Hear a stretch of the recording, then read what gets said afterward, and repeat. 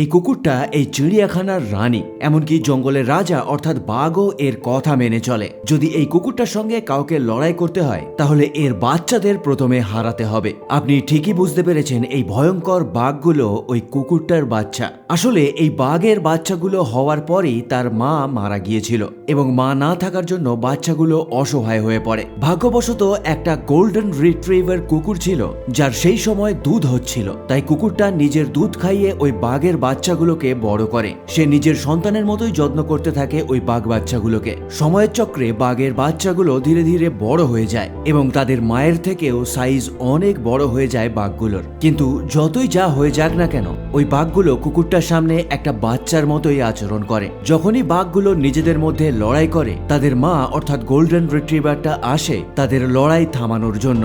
সুতরাং কুকুরটার কাছে বাঘগুলো যতই বড় হয়ে যাক না কেন, তারা তার বাচ্চা হিসেবেই থাকবে সব সময়।